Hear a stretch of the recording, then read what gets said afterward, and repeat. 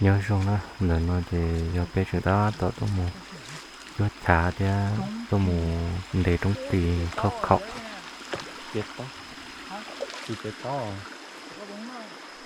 thì tao xỉa ở đây lỗ chua thế mà chua chua chua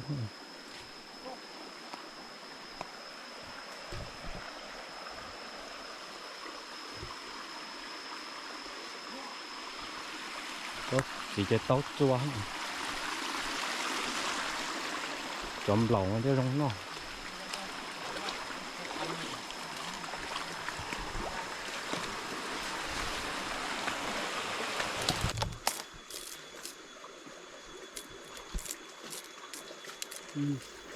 lần này chúng ta tổ chuột thả nữa nè mình sẽ cho em mua cho khâu nó em cho chó của chúa mà cho nên nó xía đấy giờ po miệng nó xía tụi po cặp lại làm hơi đây nè hai chị cho nên miệng nó xía lắm trời cặp lại làm mà ta li rồi cũng là chúa có thuộc rồi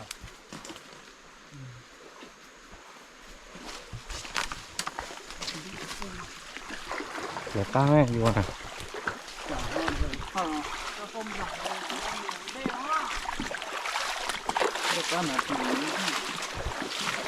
giống tổ sao nó thì luôn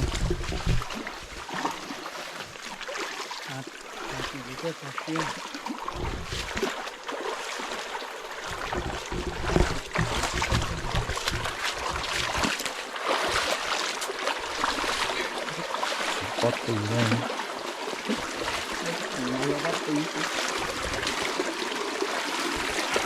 nhưng mà bây giờ cái tàu hành lệ của cái lúa của mình lấy cứ hao xí chúa nồng để trong tì này là bên mù sẽ rồi chả màn có theo tu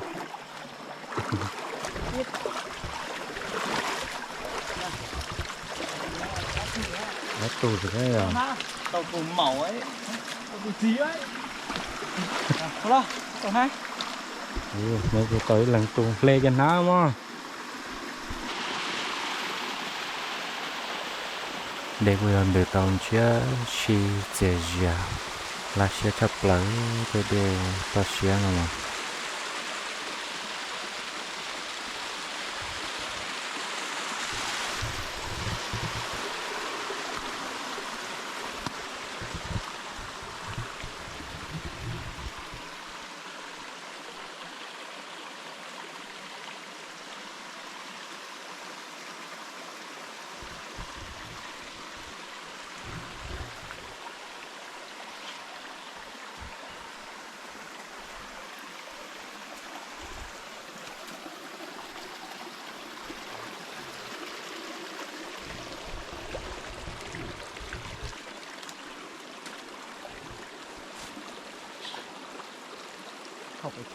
tổ đen nó của một trong tỷ cơ chứ cái tàu đen làตัวจะคนเดียวต่อเอาไปตู้เนี่ย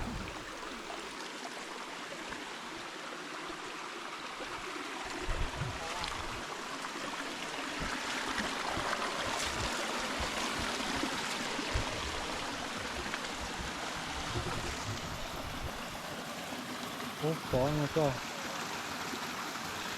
เอาgiờ chùa về nó đâu à nếu mà khé còn lo cho ha khé còn lo cho thế này tao gì à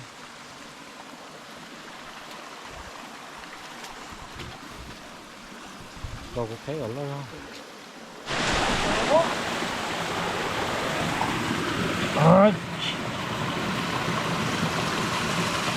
ôi yo oh no cái tay téo tụi lột tay tiêu let's see tụi lụt tao trắng người có bài nhắn hoa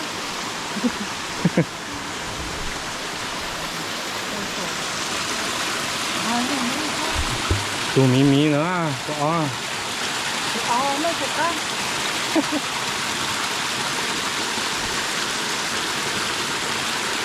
hello muốn tắm tay là cổ rồi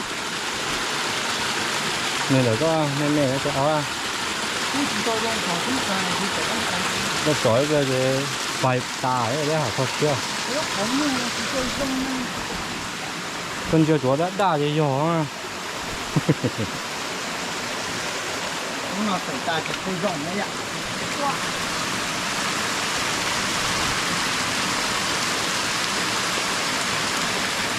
Tôi tốt tờ ra cái này nó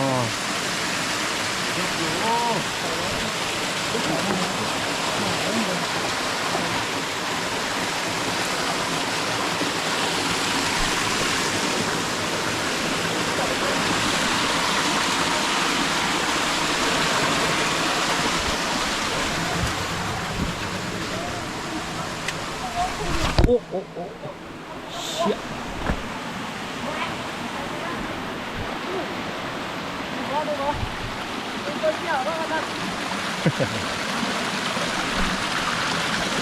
Những đi nữa quá chứ rồi. Mai thì có. Đấy à. Tôi có hóng ơi. Được không?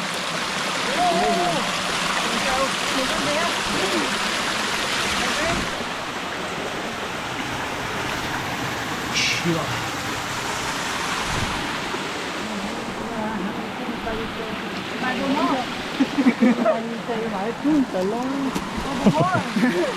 Xỉ ra to. Để có mò.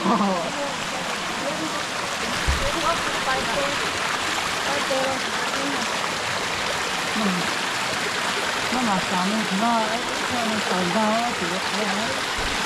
Nhưng mà nó cũng thấy không. Đó. Và nó chỉ la hơn rồi.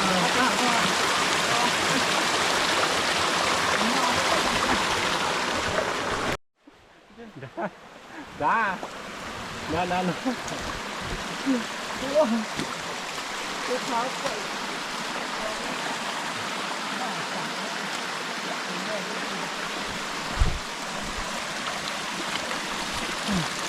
Cánh sợ tơ tiền đu đó. Đấy là tơ tiền đu.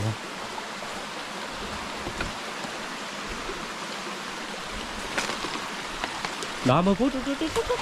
Nhìn về có về cơ. Ôi. Phải à? Cho để có tao quăng mà.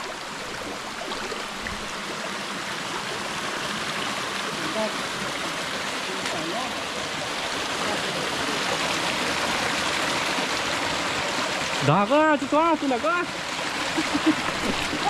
Chú chó, ôi dô. Mà nha.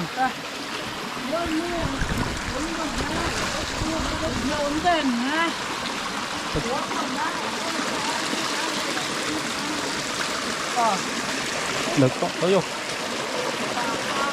Mama, tôi mua xí giò nữa cho chị hả? Chuối tôi không bút tí. Bút tí. Đây là gì đó, mama.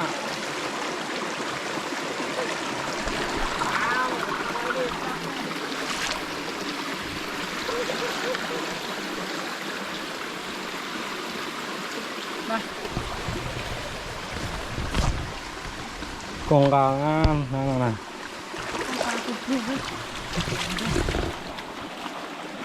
Con để phột trắng à. Mama, tôi lo. Tí tung lo một tí đó. Tí. Tí có. Trắng đó à. Con chay tung tí đó à.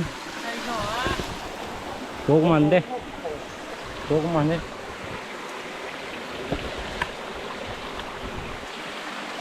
Con chay rồi. Quá hạt à. Nên nhiều quá tao. Tôi nghĩ là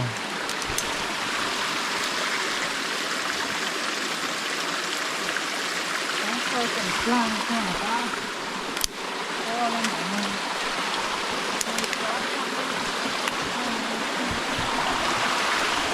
또 연장니까 방스 방스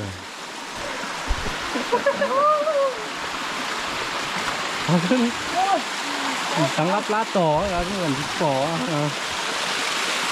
Tao được rồi thua ai à? có tên chat tỏ nữa cả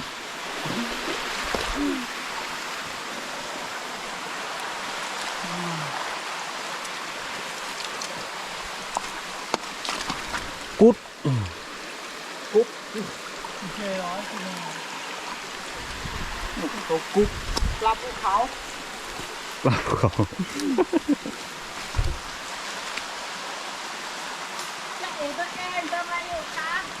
không có uống nó nghe nó chủ quay lọt thương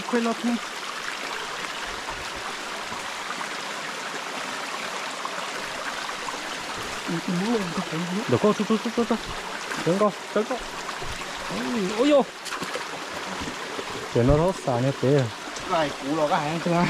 vậy cho cái tô kỹ thế cút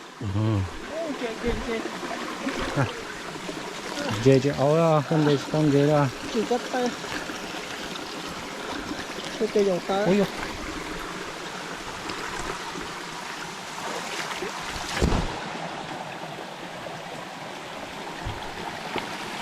tuần nữa mà không mà cái mẹ không à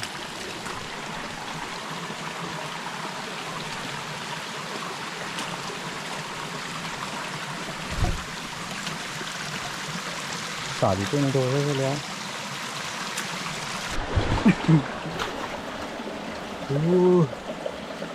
tụt con ngọc rồi chào bắn nào đúng không hóa tiền nó hóa tiền này khác Tôi ngồi qua tuần tí tao co. tụi nó là hôi chán nó cứ chào bắn này nữa phải không tại cái đó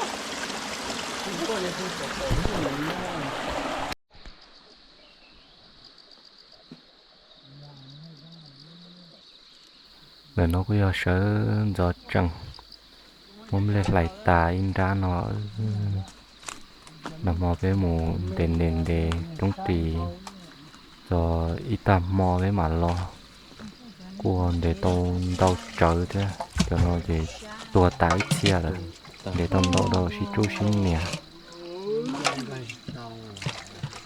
chống cơ để cho xí nó mà chó nó đi đâu chật lời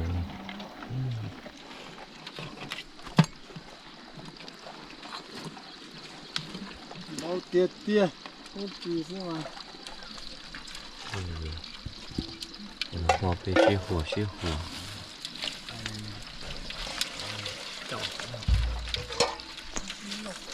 đâu chật lời ôi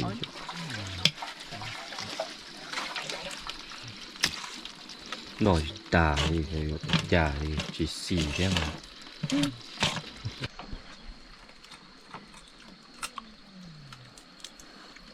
chúng ta tội gì đi cho họ chúng ta tội chú chuối cho nó còn việc cá cơ cho thế xì mà cho chỉ cũng chỉ xì để trái ăn nhiệt chùa xưa là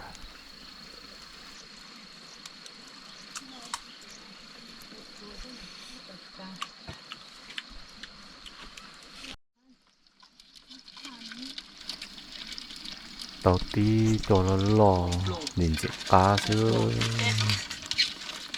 trò cha lúa chay nó trong kỳ cho chó mà cá cho lỡ cho thế xì mà nó chơi ở trái nó ta chúng ta tạo làm lên rồi giá sơn gió tụi bố bên nó chơi quần nhẹ chúng ta tạo lại bên nó tụi lại bon đã ra là nó chơi tí lâu để bu lâu lưng lại thế lại cầu tà cho nó lo gì cho đã nó cầu tà cho bên nó là cầu tà nó cầu ít thay tha tà đấy kìa má lại lên nó chứ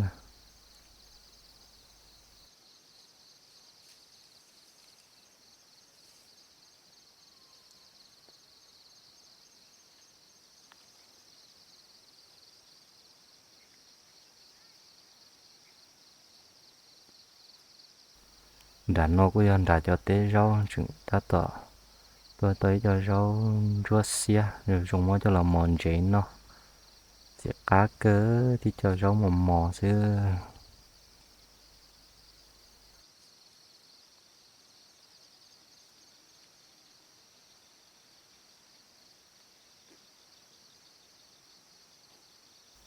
po thì nó có giấy cho cái tim mong là của tôi là lại chấm lên của sông lại thế cầu tê tha lo cơ thế chuyện đời của sĩ từ tôi lại lên lại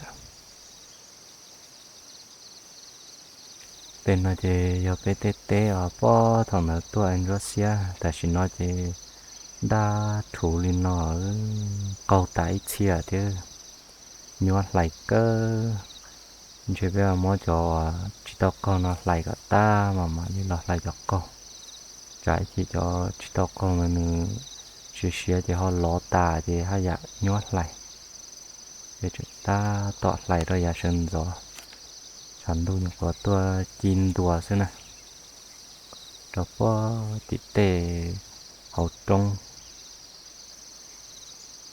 chừng sẽ lứa lại màn đủ tà đi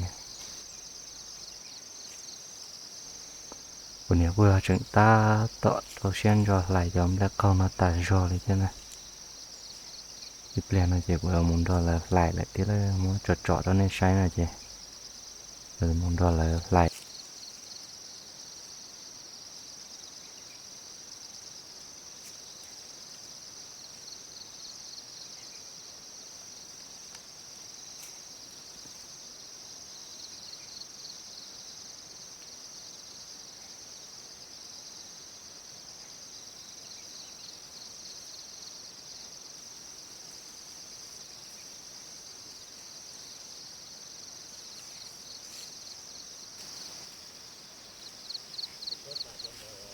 là nó bây giờ thì lo chuyện ta tỏ lại đó bó đã cắt tên là nó một chỉ họ tua thế tua sẽ đợi ship bắt lại thì lì ta say à để lâu lần nhẹ dịch tú lại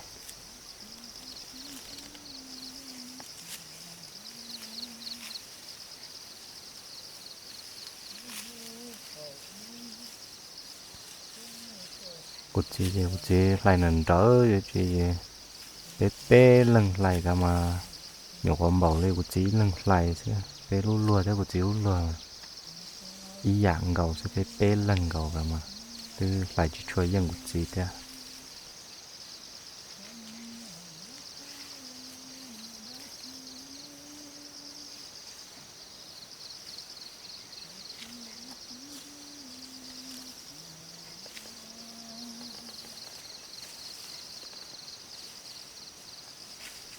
giờ cho câu tái chia nó mà cô lại dùng gì cơ thế ta chỉ mà câu tái lên nó thì lại mò đùa cho chi đó về mình chỉ sai tệ nó thì lại nhún lại nên để cả chương số mong là nhớ học cô sao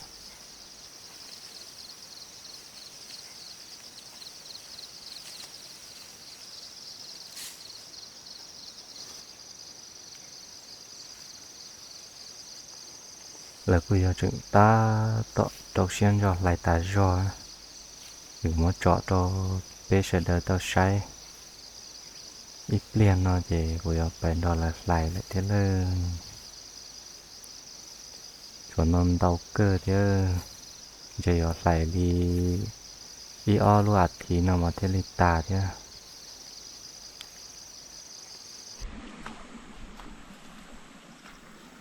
còn nó bây giờ bé lại ta sụt đua thì bé họ là sau cho lại ổn định ở bên nó là có quá là lúc bên giống rồi lên đua lon na thì mà cho là bảo ổn định có cho có quá nó chỉ lấy trình độ na thì chỉ lư chỉ biển thì lâu cu sau đầu nhẹ bảo chỉ cho một chia cho sống cho là còn dùng có đắt khí này thế đi dùng em ble dùng sông ble em luôn nó sẽ chỉ cu dùng thế đấy mà thế thầu thì dù muốn nó tao dùng thì cu dùng em hay dù nó tao chỉ dùng thì em rất sát thì tao qua cho dùng có đắt khí này mà thế đi em dùng gì cho mà nó chúng ta tạo bờ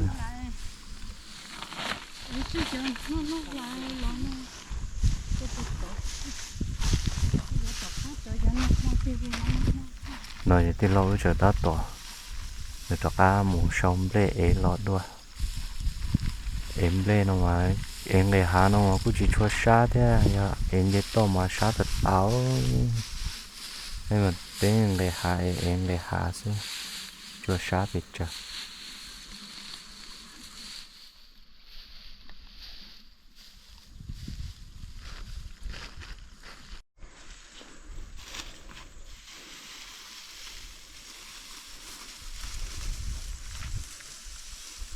chúng ta tỏ tôi một sông lê nè em mà em tên đà nhà mà gạt cờ xứ chấm lê một na thế mà nhà cưng cầu thế nè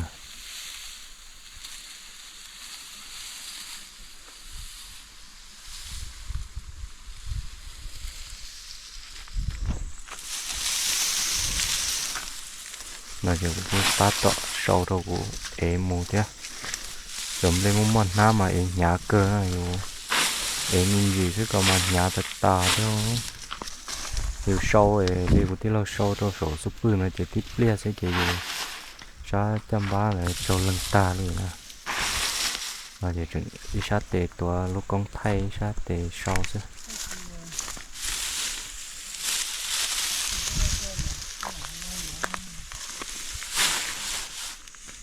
sâu thế rồi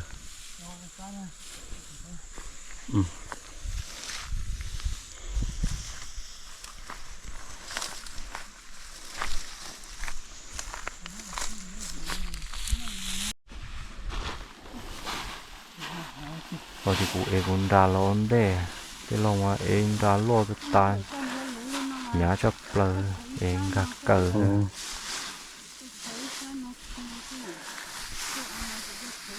ta cái kia là cái mắt đó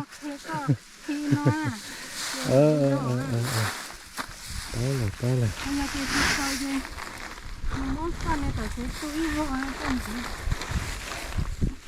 cái này có lùn lụa